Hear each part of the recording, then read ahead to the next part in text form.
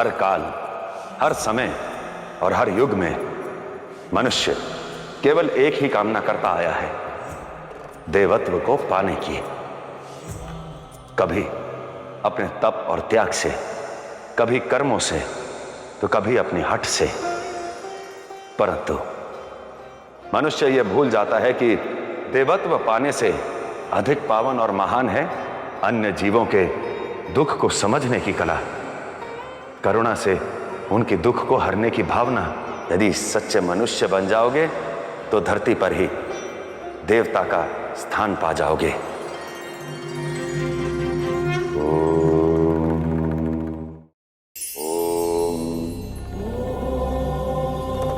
इस संसार में हर कोई सुखी जीवन चाहता है, किंतु सुख कहां भोग की बेड़ियों में बंधता है।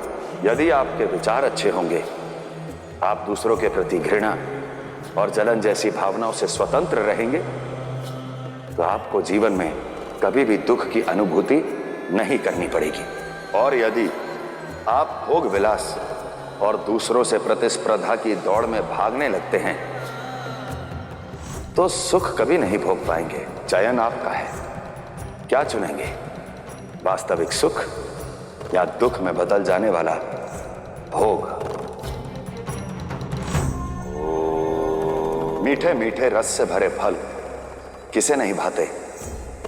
हर आयु के व्यक्तियों को अति प्रिय होते हैं, और सीधे पेड़ से तोड़े गए फल, उनका तो आनंद ही कुछ और होता है।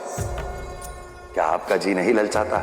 यदि उत्तर हाँ है, तो यह भी जान लीजिए कि फलों से लदे वृक्ष सदैव झुके रहते हैं, और जिन वृक्षों पर फल नहीं होते वो तन कर खड़े रहते हैं। संपत्ति आने पर सज्जन व्यक्ति और विनम्र हो जाते हैं, और इसी नम्रता के कारण यह संपूर्ण संसार उन्हें सदैव स्मरण रखता है।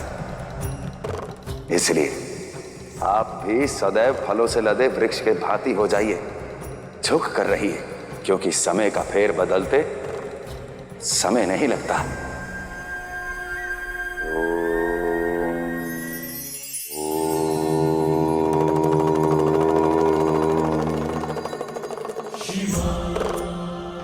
आप सभी ने एक बगिया में पौधों की देखरेख करते माली को तो देखा ही होगा।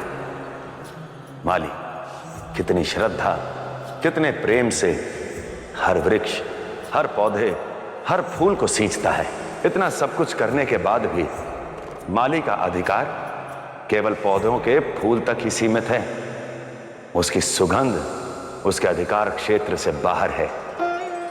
उसी प्रकार माता पिता एक संतान के लिए चाहे जो कर ले, परंतु अपने जीवन को अपनी शर्तों पर जीने के लिए हर संतान स्वच्छंद है।